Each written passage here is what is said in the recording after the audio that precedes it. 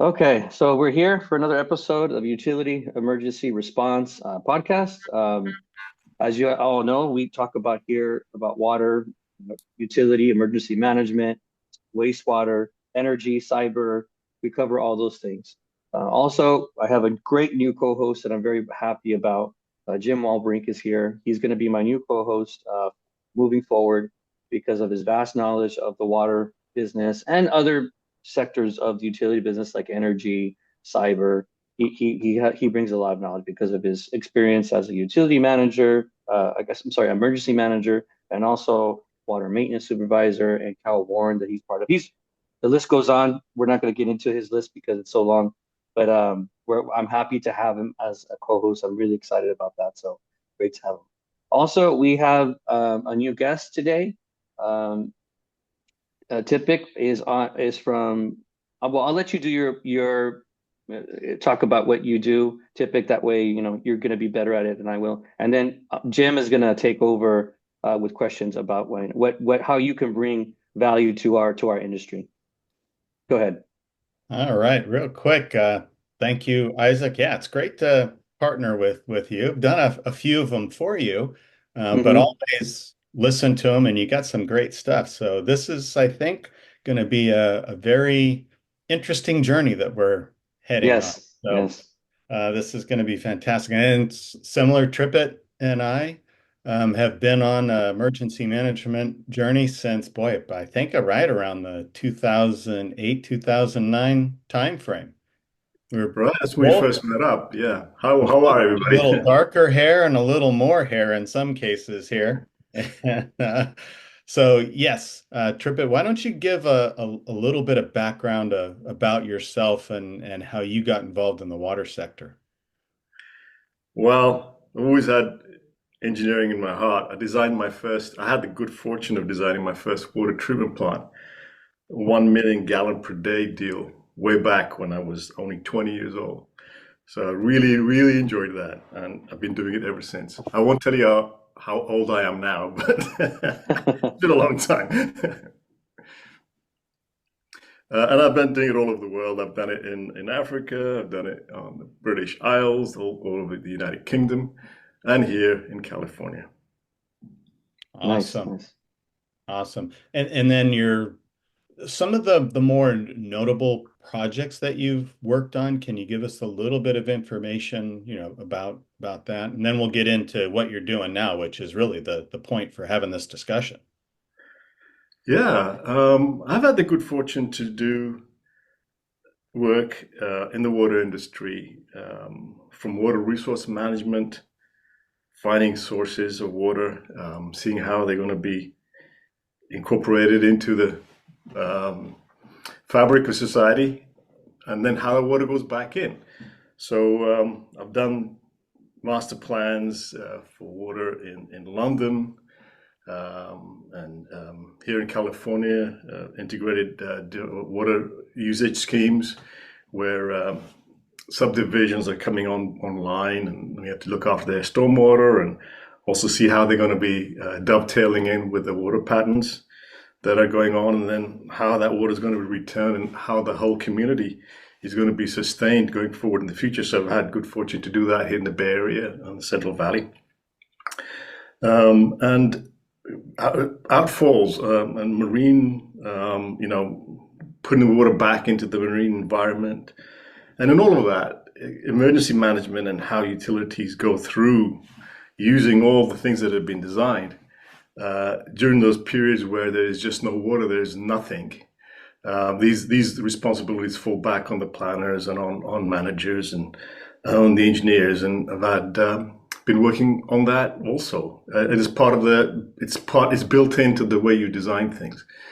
So yeah, over time it's been a lot of work, and I think about I can say proudly there's about 12 million people who are benefiting from some of the work I did with the fantastic people that I worked with. So yeah, over 12 million people. I've had the good fortune of being able to help them have water. Wow. Awesome. And Wow. kind of just a little more background on you. I can tell your accent isn't California. So where's that 12 million broken up?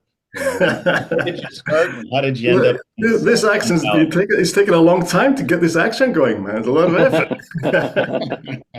Yeah, no, I was born and raised in Kenya at the time when it was a colony, a British colony, and then I worked in Europe and Britain throughout the 80s and 90s, and through the 2000s, I've been here. So all of that.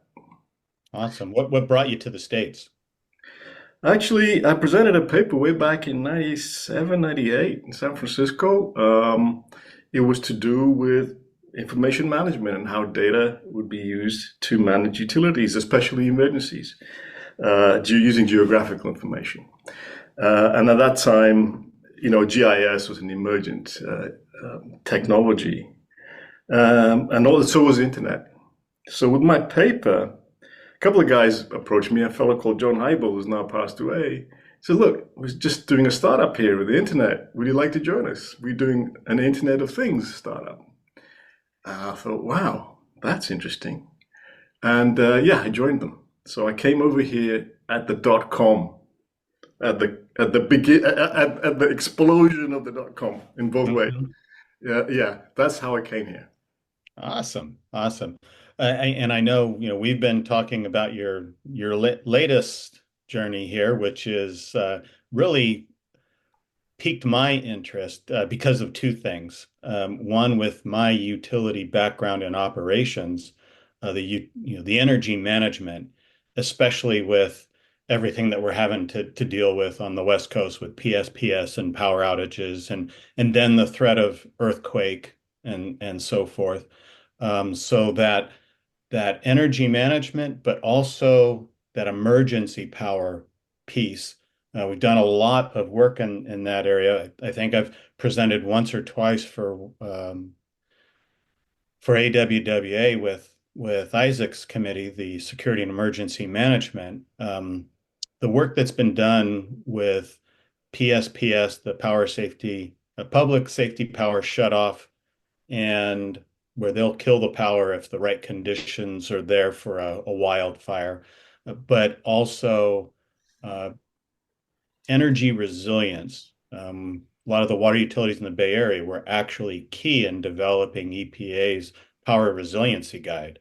And that can be used by anybody that has a generator. So those two documents, and Isaac, we could put those in the show notes, the Mhm. links to those, because anybody listening, if you need power resilience, that helps you. And that was done, probably 5, 6 years ago with what Tripit's getting into here and going to discuss with us. That's going to be a new update to that document because I think it's going to be technology that's going to be fantastic, especially here in earthquake countries. So, Tripit, why don't you give us kind of a, a description of what it is? Maybe if you got a picture, we can kind of share that, but also we'll have people that are listening in, so we'll have to do some pretty good description there.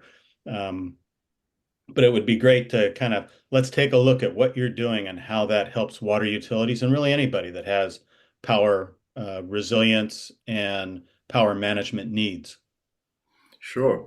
Yeah, look, AWWA, I've been a member of AWWA for over 30 years. I think they've called me retired now, which is fine. I don't have to pay myself. Thank you, AWWA. But the water sector has evolved, obviously. The water industry has been on the cutting edge as well in adapting to technology because of these challenges. And water utilities are energy hogs. We need energy every single second. Drive our pumps, and drive the motor, the control systems, and everything in between. There's a charter to develop to get the water there, and it has to come under pressure for three reasons. One, it's got to get there. Two, it's there for the pressure's there for keeping the water safe. So there's always water going out rather than coming in. And thirdly, it's got to get there when you need it. So energy is a prerequisite. And in the past, it was something that was brought in because of the economies of scale of energy, right? You couldn't have your energy plant, and as every utility manager knows, or anybody in the water industry, you've got to sell it at the right price. You can't. It's a lifeline, essential. So costs are always an issue, and therefore the best way to have energy in the past was to buy it from somebody else who made it cheaper than you did. But then as we go through into the 21st century,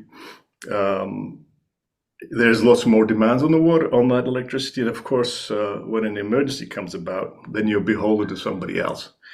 And with that, you get the energy, you got generators coming on board and then being placed in strategic places, and all the hassle that has with like the diesel being fresh, and whether the battery is ready to start it up, and the engine ever been maintained and looked after, turned over. All of those things come into effect, and it's a problem. Now, with the advent of semiconductors and ubiquitous communication, there's whole new things that have opened up. And water companies are woken up to it. They have woken up to it. Regulators have woken up to it. But it opens up a new way of looking at what a water company is. Yes, certainly it's there to supply water, but it has the ability to manage things on a wide area. Very, very few enterprises have to be on guard 100% of the time for an area that is hundreds of square miles in 100 square miles. They're probably looking after one site, 1 acre, got a factory in it with 1,000 people in it. No, a water company has got it spread out over hundreds of square miles and thousands of miles even sometimes. So it does that well. They do that well. And they have all the facilities to do that. So does a power company. So there are parallels to a power company and to a water company. They have the same bones. Now, when it comes to emergency management or the use of energy per se, that's where we sort of spread out from we deliver water, energy companies deliver energy, they make energy. We source water and we deliver water, but there's energy involved in between. So there's a lot of common shared platforms and technologies. What I'm coming to is that this brings up the opportunity for water companies to not only look at themselves as supplying water, but also look at themselves as being energy suppliers.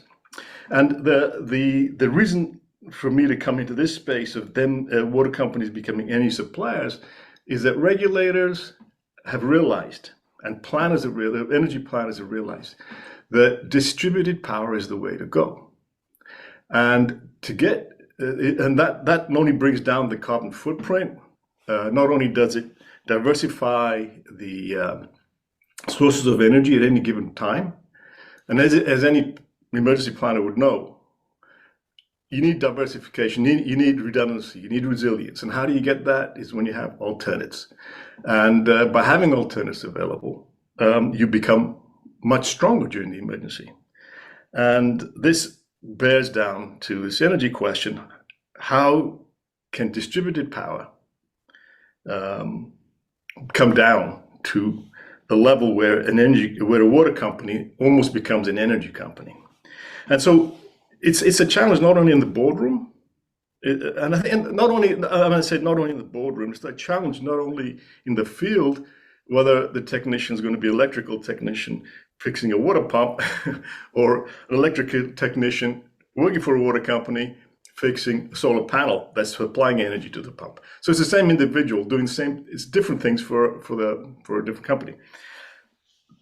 So the questions that are coming down at board level: what do we do that we have distributed power as something we have to recognize? Does it become a burden on us, or is it something that we can leverage? and what's happening here. So every utility is different. I mean, you take a city like Woodland, for example. It's sitting on the Sacramento floodplain, and it's flat, and it gets all its water from the ground. It doesn't need any other source. Just puts a borehole down, and it can supply its 200,000 people with water. But other people are not so lucky. They live on hills. They live in a desert area. They got to have water from the state project. All kinds of things. So it gets more complicated. So every utility is different, and it's got its own characteristics of what it's invested in and what it hasn't invested in. And so the board making decisions on how to address resiliency, sustainability, and all the other pressures they're facing. They need good advice, and there are vendors out there that have their each has got their own speciality. Somebody's got a super duper solar panel. Someone's got a great big storage system, battery storage system. Other people have got generators and thermal pumps, all kinds of things. So how do you make that actually make the rubber hit the road? I think that's a challenge that's affecting things. Plus, over and above that, there are new technologies coming in. We're living in an age where the internet has brought about obsolescence. I mean, that app you were using last week has been upgraded, right? So all of a sudden you're using the same data set, but it's giving you different information. You're using it differently in a friendlier way, etc., because your phone has become better and because software's changed. But it's doing the same thing. It's calling Auntie, right, for her birthday. So all of these things are going on. Now, in that whole space, the tools that are available for emergency managers, particularly in energy, have changed. So in the past, you had your generator set that delivered the electric power to your pump. Well, now you can have a photovoltaic cell there, panels there. You can have an energy battery storage system that makes the generator redundant or gives it more standby capability. So that's off the shelf stuff, and then bigger stuff's coming on, where a water company would invest in a battery energy storage system, a BESS, which allows the company to buy energy when the rates are low, and then use it itself when the rates are high. So it's basically arbitraged the cost of electricity because it bought it when it was cheaper, but it's using it when it's more expensive within the same day. So that load shifting. Let me interrupt you there because I think you're getting into really like the heart of a lot of this. And tell me if I'm not seeing this right or if there's anything that needs to be added. But early days, and let's just take California, for instance. You had a lot of hydro. You had really an excess amount of power. Now with the state growing, power becomes more of a premium to try and generate it. I mean, you got the whole Western States Coalition where power is being brought in. So that's when we went from just a flat rate kilowatt hour to variable rates. And I know from my operations background, that became critical for utilities because you're always trying to keep the cost down for the customer. And power became much more of a cost burden for the utility. Like you said, it's an energy hog. We're using it for our pumps. We're using it for all of now, really, the operations of the enterprise. It used to be paper forms and cards that you would use to go get your meter reads and so forth. Everything's electronic. So there's a ton of power being used. And with time of day, and especially people use water during those peak hours. So in the morning, they're using a lot of water, showering, cooking, getting ready to go to work and school. And then in the afternoon, a lot of water. And that's, cooking dinner, whatever you're going to do in the afternoon once you're home. Well, if that's the peak hours, then that means if the utility doesn't have enough storage or they've got to produce water at that point in time, now they're having to run pumps and equipments and processes during that peak. And so they've really worked to try and balance that cost. And we have multiple sources now. You've got wind, you've got solar. So there's more sources for the utilities now with the battery storage. I think that's an area that we really want to focus on because that's where I think this technology you're talking about is much more environmentally friendly than battery technology. But am I seeing that right? That now there is such a driver for utilities not only to look at resiliency and emergency management, but also in cost effectiveness for running their utility. Absolutely, absolutely. The paradigm in which the water utilities are running now has changed. The landscape's changed. Before, the landscape was I had to buy my electricity from XY, PG&E. Now, the regulatory footprint has changed completely. Not only is distributed power encouraged, it's necessary, and in many ways, from a sustainability point of view, from a carbon footprint point of view, and from pure cost. I think water companies have come to that realization, and many have. The thing has changed. So what are the tools in the toolbox here in the whole thing? So you've got energy storage in lithium ion or phosphorus and cobalt technologies, chemical technologies, and then you've got flow batteries, which are also chemical, but of a different nature. They're actually liquid, and they're easily rechargeable. You just charge the liquid, just like you fill it up with diesel. You take the electrolyte out, put new electrolyte in, and you got new batteries. It's charged, and then you've got kinetic energy storage, the ones that I'm focusing on right now, which I find exciting for the water industry, because of I'll come to the attributes of that. The main attribute I see is that as a water company, you're already a steward of the environment, right? Your water sources have to be pure, have to be kept, free of pollutants. You have to deliver water that's wholesome. The more you have to spend on keeping it wholesome, that's hits the bottom line. And it's your charter to deliver wholesome water. And everything, therefore, if you do everything in a manner that keeps things natural, it's better for you.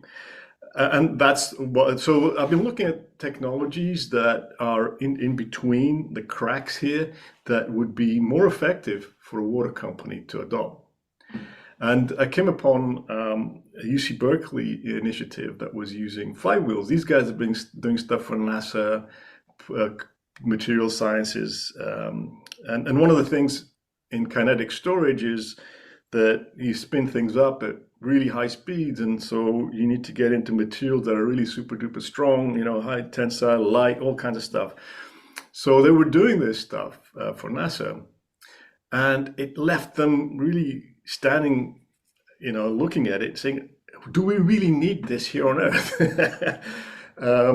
Because we could actually make these two things up, because we could take stuff like magnetic levitation, take electronic control, and just power it down, and don't need to go into high stress metals and things of that nature. Just use ordinary iron. And they did these experiments, and they've come up with a flywheel that is really, really heavy, that can be levitated on a magnet, on a frictionless bearing. And the thing can go on for hours and hours and hours, to a point where it becomes useful as a battery. Now, batteries have, various attributes. One is how do we usually think of a battery as a car battery, how much standby time does it have? Is this going to start when I come back, from vacation? And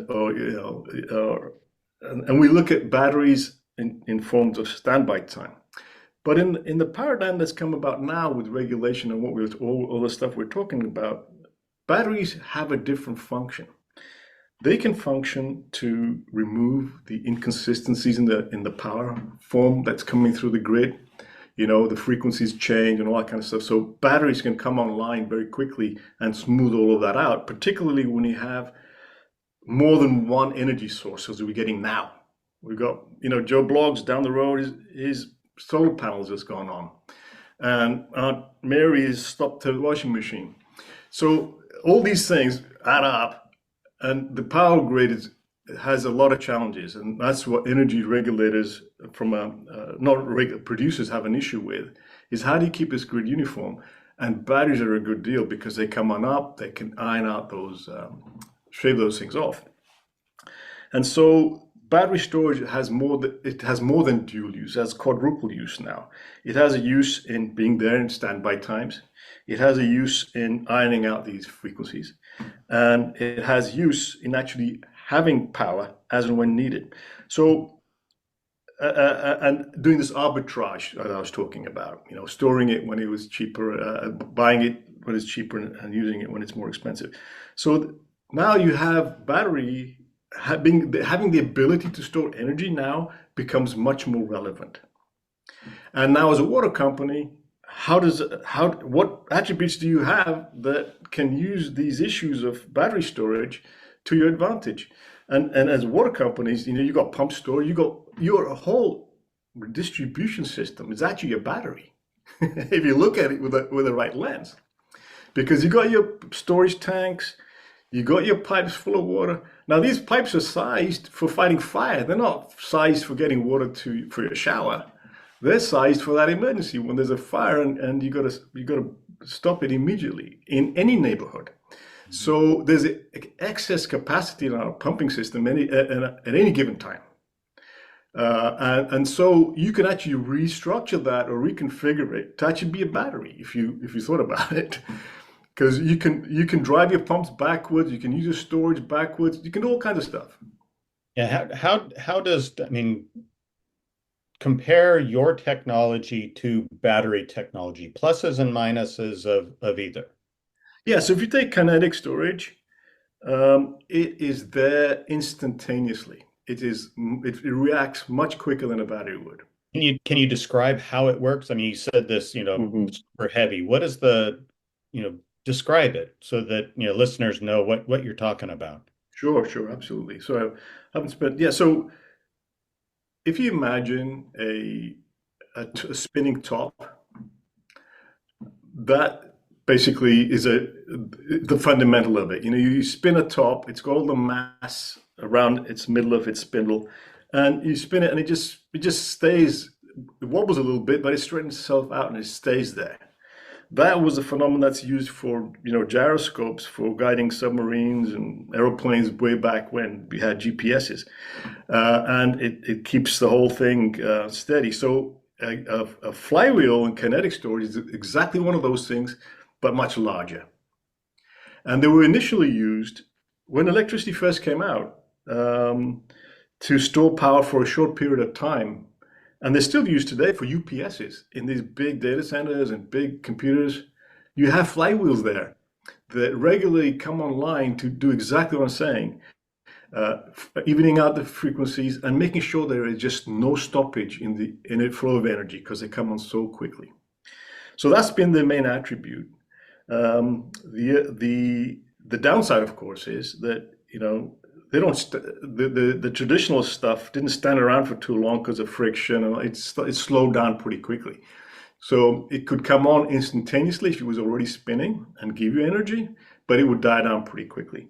But now with modern technologies of magnetic levitation and controls, you can actually get a bearing that's frictionless because it's sitting on a magnetic field. So magnetic levitation, and that's really super duper heavy stuff. You got trains doing that, right, at hundreds of miles per hour. So that technology is robust and there. And now you have the challenge of having this frictionless bearing and having a kinetic storage Kinetic, everybody knows, it's moving energy, and it's embodied energy. So you spin up this wheel, and the heavier it is, the longer it takes for it to spin up, but then it's got that momentum to spin back down again and keep on spinning if it's heavy, right? So there's two ways of then storing the energy. You can either have a huge wheel that's spinning slowly, or a tiny wheel spinning really, really fast. So a lot of technology. So having seen all of these energy storage systems, chemical, kinetic, and mechanical one we have, hydropower. Let's take the kinetic storage in the battery, and let's say you want to charge up an EV, for example. Now, an EV requires a lot of energy quickly. And so you hit limits of how a chemical battery can actually dump its energy into the EV and vice versa. So the rate of flow from the battery to where it's charging up, that's one item. How long it's going to be able to do that for. And then the life cycle of the battery itself. And the whole life cycle cost of the battery. So let's say you take the life cycle of the battery. Lithium ion, we know. I mean, we know our laptops. They last about 1,000 cycles, right? So maybe 3 or 4 years. Getting a little better than that, depending on how you look after it.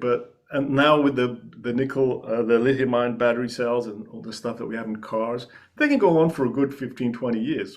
They're performing pretty well. But with a flywheel that's made of steel or concrete or something heavy, I mean, that's not going anywhere, right? The only thing that's going to be affected is the bearing, and the bearing is frictionless. Now you combine that with it being in a vacuum, so the whole thing is spinning around in a vacuum. You've lowered the air resistance and all that kind of. So what we're finding is that this team out of Berkeley was being able to get these standby losses down to maybe 0.5% per hour. So, it takes 16 days, 22 days for a system that's been energized to completely lose all its energy. So now you're getting to realms of longer term storage. You're getting into 4-hour, 8-hour durations. So the battery systems are now looked at not only from a standby point of view, how will the battery crank up my engine after 30 days or 60 days? It's more about how long can it store its energy for in a burst, giving continuous power. So they're 2-hour, 4-hour, 8-hour, 12-hour duration systems that these batteries are designed to live by.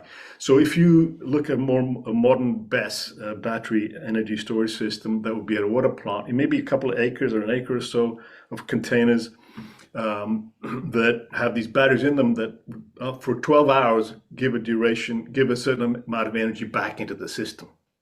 And so you design them by duration. So with this bearing technology and the way that you balance these things and control them, the Kinetic storage now is meeting those standards. But that's the exciting part, that you have these benign materials, they're not a disruption on the environment, and they last a long, long time, and they can be used for storing energy. So it becomes exciting. That's what excited me, about looking at this technology deeper. And then the form factor of it doesn't have to be sitting out there with fire protection, out in the air to be cool and have accessibility and be distanced out so don't explode, don't get critical mass. These flywheels can be put underground. And we're not talking about warehouses that are stories deep into the ground. These things are only maybe 4 or 5 feet into the ground.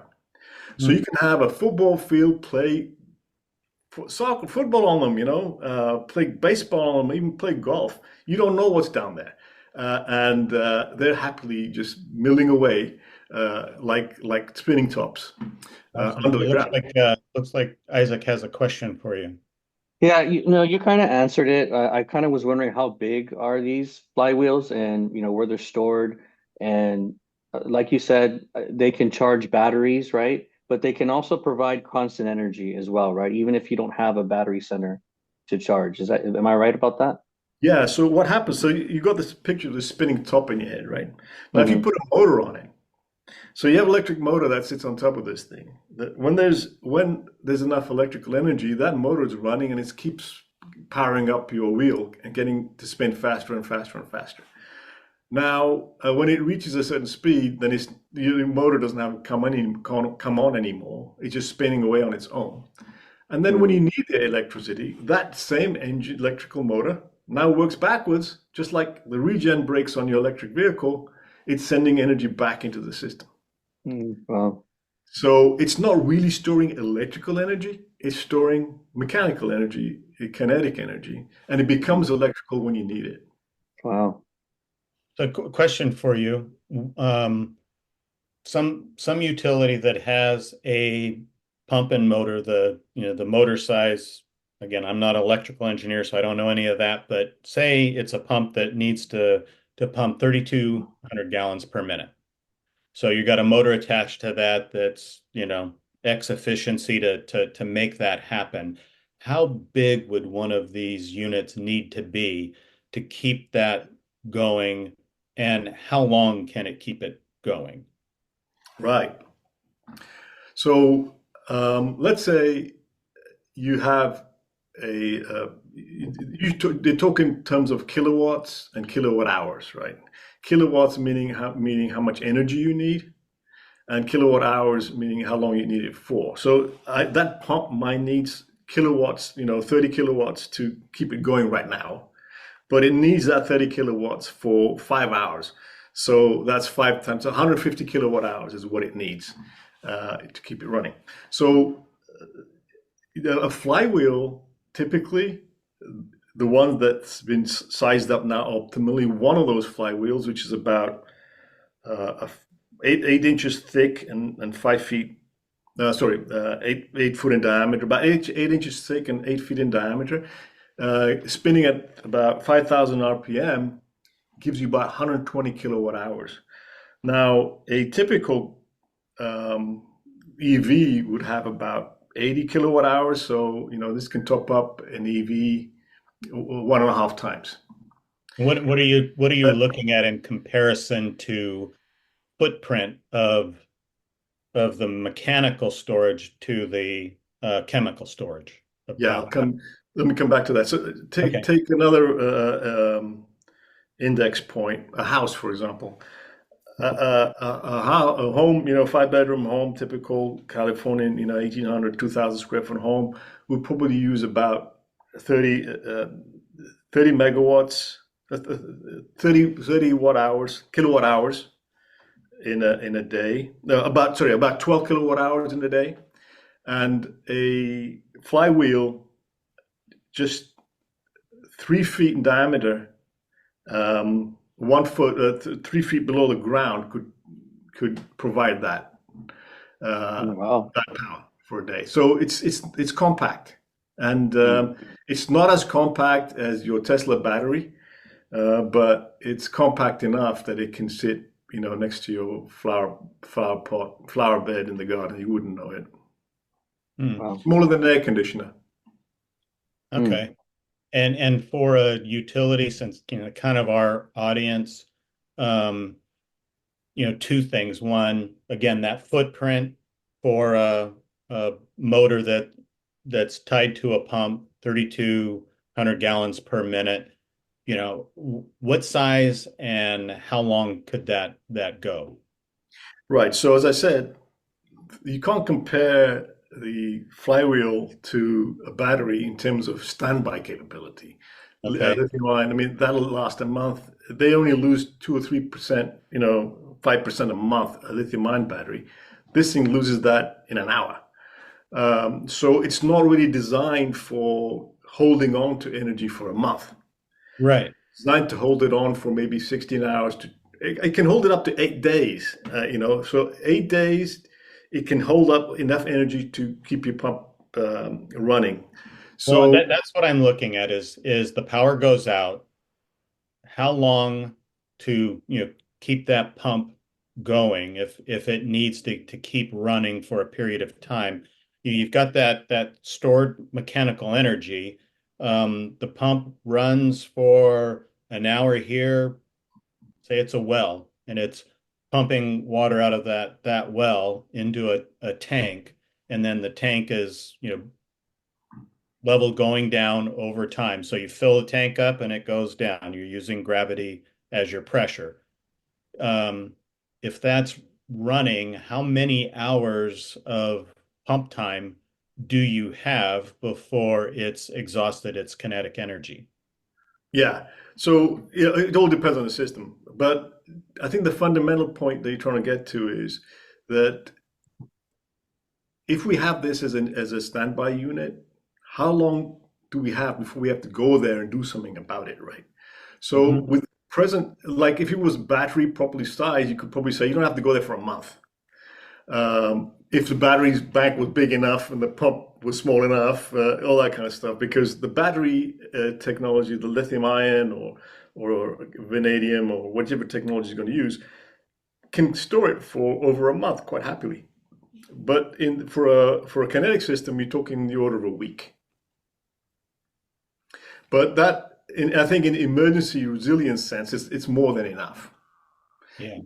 Over because of the other attributes that it has in terms of its life cycle costs and its environmental footprint, as well as the other attributes of how it behaves electronically. Yeah, I mean, I see this in used in two ways. One is for short power outages, but also for um, kind of load leveling power demand where you're at the peak hours and you want to keep tanks full. You can use the kinetic energy during that period of time, and now you go into a 2 o'clock time frame when power can be really cheap, and then you boost it back up, get it spinning faster, and now you're kind of putting energy back into it. So there's I'm sure there's some sort of a cost, somewhat of a cost savings there, where I'm sizing my system. Doesn't have to have a 2 million gallon tank. I can have a 1 million gallon tank, and now I can keep that full easier. Again, there's a lot of engineering in there, but load leveling seems to be one, and then for short durations of power outage, then this could supplement that, especially in like a PSPS situation where the power is going to be out for 4 to 6 hours, something Yeah, along that's perfectly what that. it's for. And it comes instantaneously. It's much faster than even a battery. It is the go-to standard for coming online. But there's another twinkle in the eye here of the regulators and that this technology can provide, and which an opportunity for utilities, which I was alluding to in the start of my conversation. That's peer-to-peer energy management. Mhm. So you could have a water company that's selling its power to another water company. Um, and you have that barter exchange going on even during an emergency. And you got these new technologies called microgrids coming in. It's not a new technology; it's a new regulatory allowance that you can have your own microgrid. So you can have your own isolated energy source and consumption, and then that can sell energy or buy energy from another microgrid. So you're getting to this paradigm of distributed power. Mhm. And because water companies have got embedded energy already in them, they have storage systems, they have the water that moves that can store the energy in terms of the weight of water. They can now become players in this peer-to-peer power energy play. Hmm. And technologies like kinetic storage then become really important because um, now we've really trying to drive down the cost of maintenance and the environmental footprint. And and the chemical batteries will have a hard time keeping up with that. So I see a couple advantages here over chemical. One is just the battery itself, the longevity and life of the battery, and the environmental impact of having to produce and make that battery. The amount of overall energy from the mining to the processing to the building Mhm. and developing has to be astronomical compared to this technology. And you've forgotten one big component, which all of us keep forgetting. We've got to return all of that back to the environment as well. Either Hmm. recycle it or send it back in a benign form, right? I mean, Yeah. that's we can't forget that part of the equation. Yeah. So when you add all of that into it, yeah, something like this is much more benign, just using. Okay. Yeah. Isaac, go ahead. So yeah, I'm still learning about this. It sounds fascinating.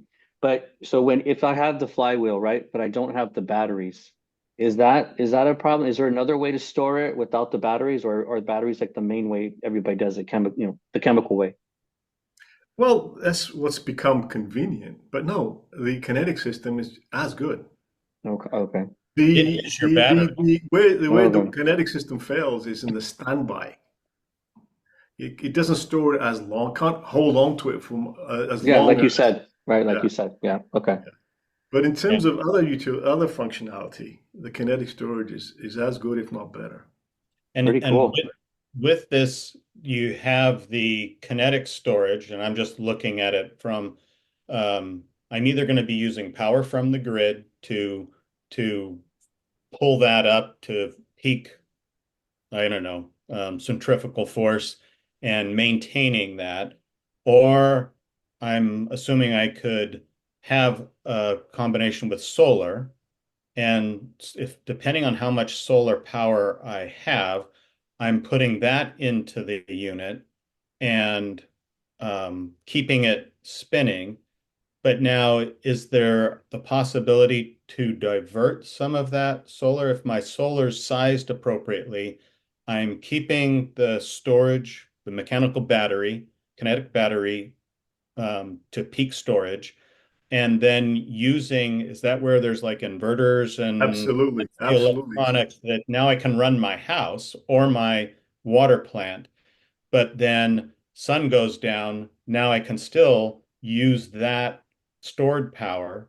So in essence, at some point, you're almost really, you could be disconnected from the grid. It makes it real. Mm. It makes it real. Exactly. So whereas in the most recent iteration of this is you buy a Powerwall from Tesla or somebody like that to do exactly that. Or you could buy this washing machine sized unit, stick it in the ground, and not have to bother with Tesla. Mhm. And I could almost see with the high cost of procuring the components for the chemical battery. So you got the mining, you've got the processing and the production. Cost per unit to me seems like using off the shelf, you know, metals and components. You're almost your cost of production has to be much, much more efficient and cost effective. Exactly. So we know when it comes to great scale, big scale here, this we come into this issue of being able to do stuff locally. So I think as the world's progressing, this produced locally bit is really going to come to the fore. You're going to, with all the trade wars that are being envisaged, etc., without going into the politics, it becomes realistic that you can have the components at your local shop, your local, technician and business can do this for you without having to go around mining and all that kind of stuff. So it's all kind of circular. It really speaks to the circular economy in a big way. So Mm. where do things stand now? And when does it go from kind of this concept and sign up kind of some beta equipment to production? We're kind of getting close to the end of our time here. So I want to kind of bring that to what do you need from people listening to this? How can they provide information, or where do we go next? Yeah, if you want to get part into the action, look, technology readiness level 10 is where everything's commercial and productive. So the units I've been speaking about, kinetic units that spin faster, are already in the shops. In fact, some companies have gone public on it. There's an Israeli company that's gone public on that. But there are smaller units. They're not utility size units. They're enough to charge up an EV. Now, the next part is really having some early adapters coming along and say, can you do that for us for our waterworks? Right? So now we can test it out at utility level.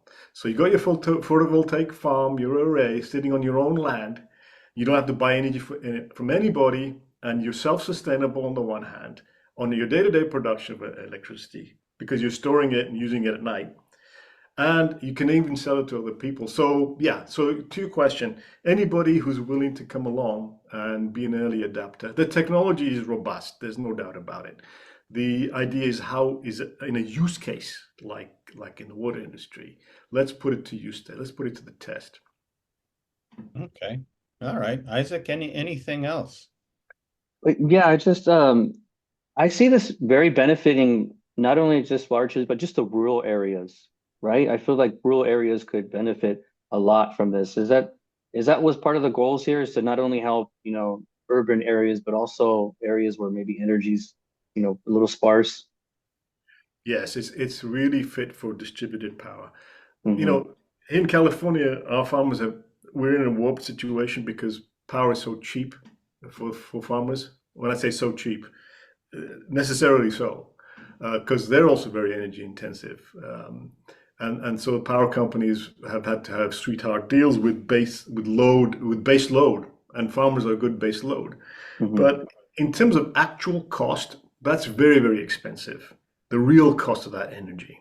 When Hmm. you add all of that together, it's really costly. What farmers would be best off with having their own distributed energy. We don't have without having to be on the grid, and this is an excellent distributed energy solution. You have your photovoltaic array, or your pumped hydro, or whatever, and you have storage on farm.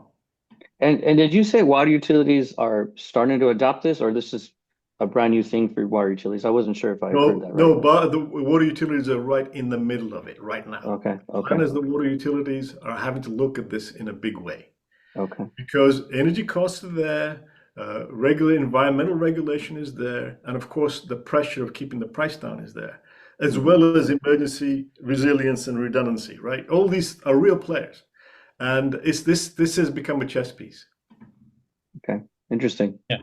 And for me, from an environmental sustainability perspective, the less strip mining we have to do to produce the energy storage, the better. And really this, again, I don't know all of the mechanics of it from a materials perspective, but almost, the car that is crushed and melted down and you know made into a block of metal could eventually be a flywheel for this type of a product, and you're not going to have that in any kind of chemical battery.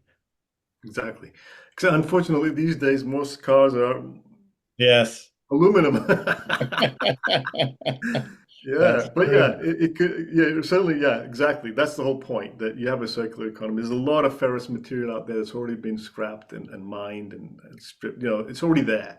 Yeah. It could just be reconstituted and reused. Awesome. Okay, Tripa, if you could tell our listeners where they could find more information about this and how they can maybe contact you or your company. Certainly. Well, let's Um, do this. Just, I mean, we'll put everything in the show notes, save people's time right Okay, now, and sure. then that way, when they go to the podcast or the YouTube, they'll be able to. There you all go. right. All right, starting to share a screen here. Okay, we see it. Go. Okay. Probably you see the whole thing. You just want to see the screenshot, right? So, Oh, that's uh, all right. if that's okay, you're going to be able to edit this out, or you want to see the whole thing? Whatever. Yeah, it's whatever you want to do. It doesn't matter to us. Yeah, let's show yeah. Can you see the whole thing now? Yeah, yep. Okay. So this is the bearing.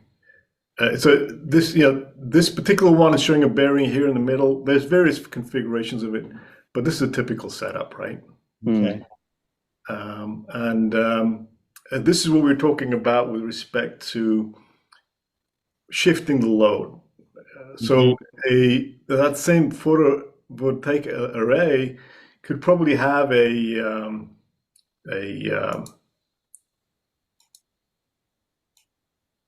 peak capacity of about 500 kilowatts, for example, typically. But now if you put energy storage in it, you can use the energy that the photovoltaic produces is really the area under this curve here. Mhm.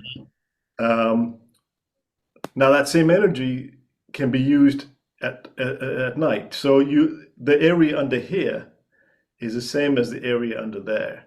So it produces the energy during the day and it's used, but it also stores it for use at night. So this 16 hours worth of storage, a Flywheel can certainly do these days.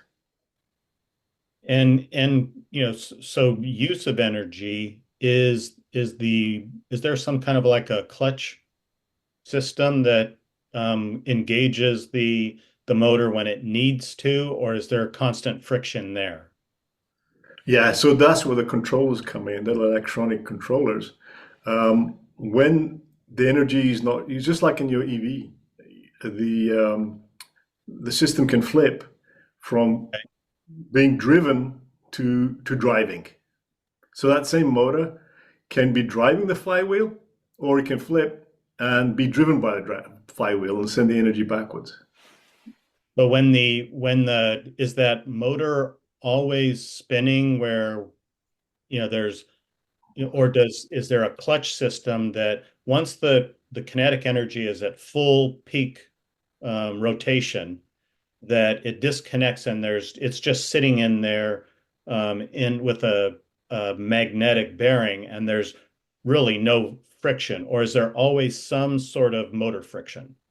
There will be some, always, obviously, Okay. but to your point, yeah, there's no. You can have all kinds of connectivity mechanically, but to keep it less complex, the smaller systems wouldn't have a clutch. You just switch it off. Gotcha. So you switch off electric field to the rotor, and there's no friction anymore. There's no impedance, and there's no backward force. The thing just spins. Okay. All right. How big are these cylinders? Like, how big do they get? So yeah, Yeah, that's so they can get pretty big. So there's this style of design here, which is a tall one, and these ones are typically for the high speed, lower duration ones. They're used for UPSs for computers, right? And they're just little tubes, maybe 3 feet tall and only 6 inches or a foot wide. Mm, But the ones that we're talking about, they're going to be about 8 foot in diameter. okay. Okay, so you're going to for these larger ones, utility style, they're going to be pretty large, in the And order of I, 8 to 12 feet. I don't know why, but I was thinking oh, wait. these were way bigger. I don't know why I thought they were way bigger. Yeah, this one is the one that the Marines used over Camp Pendleton. This one was actually in Camp Pendleton. I Hmm. think this one's only about 4 feet in diameter from here to here. This is about 2 feet. Wow, So that's 4 feet there. not a lot of space that it takes up. It's pretty fascinating. Yeah. Yeah, so Yeah. these are some of the comparisons. You got lithium ion, you got flow, and in terms of, I mean, this price here is really priced to be competitive to these guys. But in real life, the actual cost of this is much less than that. Yeah. Mm-hmm. And for say like that example that I use, and we may take a look at that in more detail some other time, but you know, um, for maintaining one or two pumps, what's the total weight with flywheel and the canister and all of that, in the ground? What's the total weight? No, you're talking about 5 to 8 tons. Okay. So you need a low loader to come along and drop this off for you. But Yeah. nothing, good construction project doesn't already have. And then earthquake stability? Well, this is the gyroscope, man. The world can go up and down. This thing's going to stay in exactly the same position, literally. Once this thing's spinning up, you can have the ground move up and down. This will stay in exactly the same place. Awesome. All right. Well, I know we've we've hit our time here, I think, Isaac. We can go ahead and wrap up for Okay. now. And yeah, I think as this develops, Tripat would love to, once we get maybe one or two of these units out there gets to that point where we can really have some numbers to compare. I think that's going to be awesome. Yeah. Yeah, let's test this out. I think that on paper it looks very strong, and not only on paper. I mean, people have gone public on this. There's floated public companies on it, but Hmm. for a smaller use case, I think it's time to bring the water industry into it and take advantage of this technology. Yeah. Yeah. Yeah. And again, if it's to the point for starting to build some for, manufacture some for some good test cases, I just gotta, my gut tells me that from economies of scale and production, at scale, this has got to be what, 5, 10 times cheaper to produce than battery technology? Yeah, I think on just the thumb ruling it, looking at it from afar, definitely, because it just has attributes to it that Yeah. don't call for too much expense, and it's jobs. We can bring jobs and get them done in town center in these old industrial spaces that we have lying around, and the cities who have actually got programs to do this. Hmm. So there's a city that's got a program to do it, and it has a water utility attached to it. It's ideal.